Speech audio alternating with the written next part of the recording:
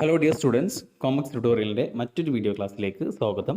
Calicut university BCom BBA third സെമിസ്റ്ററിലെ human resource management എന്ന സബ്ജക്റ്റിലെ ഇമ്പോർട്ടൻറ്റ് ക്വസ്റ്റ്യൻസ് ആണ് നമ്മൾ ഡിസ്കസ് ചെയ്യുന്നത്.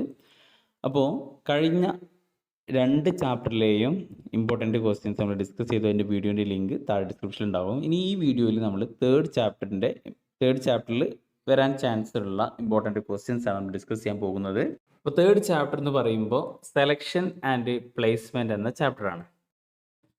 അപ്പോൾ ആദ്യത്തെ ക്വസ്റ്റ്യൻ തന്നെ എന്താണ്, what is selection? Selection is the process of choosing appropriate person from all the applicants. ഒരുപാട് അപ്ലിക്കൻസ് ഉണ്ടാകും അല്ലേ? റിക്രൂട്ട്മെൻറ്റിലൂടെ നമുക്ക് ഒരുപാട് അപ്ലിക്കൻസിനെ കിട്ടിയിട്ടുണ്ടാകും. ആ അപ്ലിക്കൻറ്റിൽ നിന്ന് അപ്രോപ്രിയേറ്റ് ആയിട്ടുള്ള വ്യക്തികളെ, എംപ്ലോയീസിനെ ചൂസ് ചെയ്യുന്ന പ്രോസസ്സിനെയാണ് സെലക്ഷൻ എന്ന് പറയുന്നത്. അപ്പോൾ സെലക്ഷൻ എന്താണ് എന്നുള്ളതിൻ്റെ മീനിങ് പഠിക്കാം. പിന്നെ സെലക്ഷനുമായി ബന്ധപ്പെട്ടിട്ട് ചോദിക്കുന്ന മറ്റൊരു ക്വസ്റ്റ്യനാണ് സെലക്ഷൻ്റെ പ്രൊസീജിയർ. ഓക്കെ, എങ്ങനെയാണ് ഒരു എംപ്ലോയിനെ സെലക്ട് ചെയ്യുക? അപ്പോൾ അതിൽ കുറച്ച് സ്റ്റെപ്സ് ഉണ്ട്. First, receipt and scrutiny of application. നമുക്ക് കിട്ടിയ അപ്ലിക്കേഷൻസ് എന്ത് ചെയ്യുക, സ്ക്രൂട്ടിനി ചെയ്യുക. ദെൻ പ്രിലിമിനറി ഇൻ്റർവ്യൂ നടത്തുക.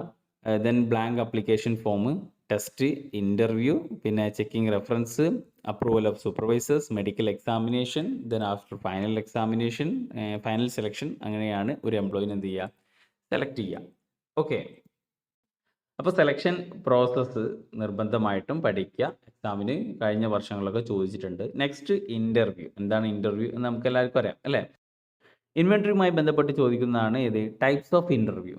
ഇൻ്റർവ്യൂവിൻ്റെ ഡിഫറെൻറ്റ് ടൈപ്സ്. ഫോമൽ ഇൻ്റർവ്യൂ ഉണ്ട്, ഇൻഫോമൽ ഉണ്ട്, pattern interview, non directive interview, depth interview, അങ്ങനെ ഒരുപാട് ടൈപ്സ് ഇൻ്റർവ്യൂ ഉണ്ട്. അപ്പോൾ എന്താണ് ഇൻ്റർവ്യൂ? ജസ്റ്റ് കുറച്ച് ഇൻ്റർവ്യൂ എന്ത് ചെയ്യാം, പഠിച്ചു വെക്കാം. പിന്നെ ഇതിൽ ഞാൻ ഇടാത്തൊരു ക്വസ്റ്റ്യനാണ്, ചിലപ്പോൾ എക്സാമിന് ചോദിക്കും. സെലക്ഷനും അതേപോലെ റിക്രൂട്ട്മെൻറ്റും തമ്മിലുള്ള ഡിഫറൻസ് ആണ്. റിക്രൂട്ട്മെൻറ്റ് എന്ന് പറഞ്ഞാൽ സിമ്പിളാണ്. സെലക്ഷൻ എന്ന് പറഞ്ഞു കഴിഞ്ഞാൽ കോംപ്ലക്സ് പ്രോസസ്സാണ്. നമുക്ക് അപ്രോപ്രിയേറ്റ് ആയിട്ടുള്ള ആൾക്കാരെ ചൂസ് ചെയ്യണമല്ലോ. റിക്രൂട്ട്മെൻറ്റ് തന്നെ അപ്രോപ്രിയേറ്റ് ആയിട്ട് ആൾക്കാർ ഉണ്ടാവണം നിർബന്ധമില്ല. നമുക്ക് അവർ അപ്ലിക്കേഷന് വേണ്ടിയിട്ട് അവരെന്ത് ചെയ്യാം, അവരെ എൻകറേജ് ചെയ്യുക എന്നുള്ളതാണ്. എന്ന് വെച്ചാൽ ഒരു ജോബിന് വേണ്ടിയിട്ട് അപ്ലൈ ചെയ്യാൻ വേണ്ടിയിട്ട് അവരെ പ്രേരിപ്പിക്കുക. അതാണ് റിക്രൂട്ട്മെൻറ്റ്. പക്ഷേ അങ്ങനെ അപ്ലിക്കേഷൻ കിട്ടിക്കഴിഞ്ഞ് കഴിഞ്ഞാൽ അതിൽ നിന്ന് പ്രോപ്പറായിട്ട് ആൾക്കാരെ സെലക്ട് ചെയ്യുന്നതിനെയാണ് നമ്മൾ സെലക്ഷൻ എന്ന് പറയുന്നത്. അപ്പോൾ ആ ഒരു റിക്രൂട്ട്മെൻറ്റും സെലക്ഷനും തമ്മിലുള്ള ഒരു ഡിഫറൻസ് നിങ്ങൾ പഠിക്കാം. ഓക്കെ, പിന്നെ ഈ അടുത്ത് ചോദിക്കാൻ ചാൻസുള്ളതാണ് ഇൻഡക്ഷൻ ആൻഡ് ഓറിയൻറ്റേഷൻ. എന്താണ് ഇൻഡക്ഷന്, എന്താണ് ഓറിയൻറ്റേഷൻ? ഇൻഡക്ഷൻ എന്ന് പറഞ്ഞു കഴിഞ്ഞാൽ ഇൻട്രൊഡ്യൂസ് ചെയ്യുക. ഓക്കെ, എന്താണ്? It is A process of introducing an employee. ഒരു എംപ്ലോയി എന്ത് ചെയ്യാണ്, ഇൻട്രൊഡ്യൂസ് ചെയ്യണം. എന്തിനെ പറ്റിയിട്ട്?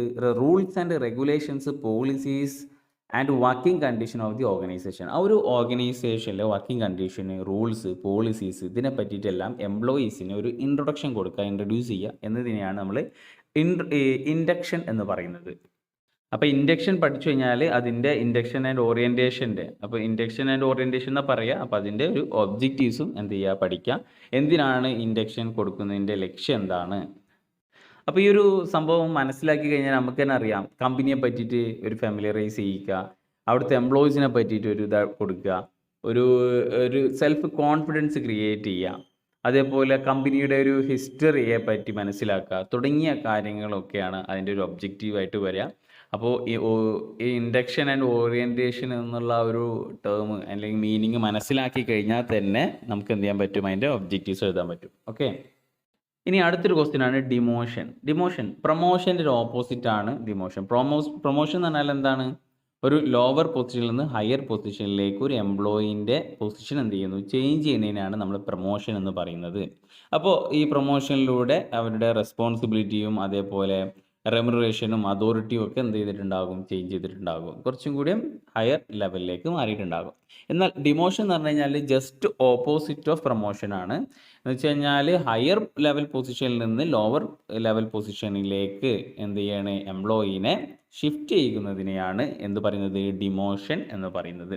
പിന്നെ റിട്രഞ്ച്മെൻറ്റ് എന്ന് പറഞ്ഞു കഴിഞ്ഞാൽ നമുക്കറിയാം എന്ത് ചെയ്യാണ്, ആ ജോലിയിൽ നിന്ന് പിരിച്ചുവിടുന്നതിനെയാണ് റിട്രഞ്ച്മെൻറ്റ് എന്ന് പറയുന്നത്. ഓക്കെ അല്ലേ, ക്ലിയർ? ഇനി ആ ഒരു ചാപ്റ്ററിന് അടുത്തൊരു ടോപ്പിക്കാണ് ട്രെയിനിങ് എന്ന് പറയുന്നത്. അപ്പോൾ ട്രെയിനിങ് എന്താണെന്ന് നമ്മൾ പഠിക്കണം. ട്രെയിനിങ് എന്ന് പറഞ്ഞു കഴിഞ്ഞാൽ ഒരു പർട്ടിക്കുലർ ജോബ് പെർഫോം ചെയ്യാൻ വേണ്ടിയിട്ട് വർക്കേഴ്സിന് അവരുടെ ഈ ആപ്റ്റിറ്റ്യൂഡും സ്കില്ലും എബിലിറ്റിയും ഒക്കെ ഇൻക്രീസ് ചെയ്യാൻ വേണ്ടിയിട്ട് പ്രൊവൈഡ് ചെയ്യുന്ന ഒരു സിസ്റ്റമാറ്റിക് പ്രോഗ്രാമിനെയാണ് നമ്മൾ ട്രെയിനിങ് എന്ന് പറയുന്നത്. അപ്പോൾ എന്താണ് ട്രെയിനിങ് എന്നുള്ളത് മനസ്സിലാക്കുക. ട്രെയിനിങ്ങിലൂടെ എന്താണ് കിട്ടുന്നത്? എംപ്ലോയീസിന് അവരുടെ ആപ്റ്റിറ്റ്യൂഡും സ്കില്ലും എബിലിറ്റിയും ഒക്കെ ഇൻക്രീസ് ചെയ്യാൻ സാധിക്കും. ഓക്കെ, പിന്നെ എന്തിനാണ് ഈ ട്രെയിനിങ് കൊടുക്കുന്നത്?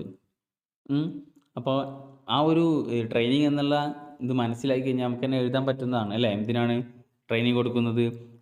സാധാരണ ന്യൂലി അപ്പോയിൻറ്റഡ് പേഴ്സൺസ് എംപ്ലോയീസിന് അവർക്ക് ആ ഒരു ജോബുമായി ഫെമിലിയറൈസ് ചെയ്യാൻ വേണ്ടിയിട്ട് ട്രെയിനിങ് കൊടുക്കും. പിന്നെ എക്സ്പീരിയൻസ്ഡ് എംപ്ലോയീസിന് അവരുടെ ഈ സ്കിൽ ഇമ്പ്രൂവ് ചെയ്യാൻ വേണ്ടിയിട്ട്, നോളജ് ഇൻക്രീസ് ചെയ്യാൻ വേണ്ടി ട്രെയിനിങ് കൊടുക്കും. പിന്നെ ടെക്നോളജിക്കൽ ചേഞ്ചസ് വന്നു കഴിഞ്ഞാൽ, എൻവിറോൺമെൻറ്റൽ ചേഞ്ചസ് വന്നു കഴിഞ്ഞാൽ, അങ്ങനെ പിന്നെ അതേപോലെ ഈ പ്രൊഡക്ഷനുമായി ബന്ധപ്പെട്ട് എന്തെങ്കിലും പ്രോബ്ലം ഉണ്ടായിക്കഴിഞ്ഞാൽ അതിനെങ്ങനെ ഓവർകം ചെയ്യാം തുടങ്ങിയ കാര്യങ്ങൾക്ക് വേണ്ടിയിട്ടാണ് ട്രെയിനിങ് പ്രൊവൈഡ് ചെയ്യുന്നത്. നെക്സ്റ്റ്, ഈ ടൈപ്സ് ഓഫ് ട്രെയിനിങ്.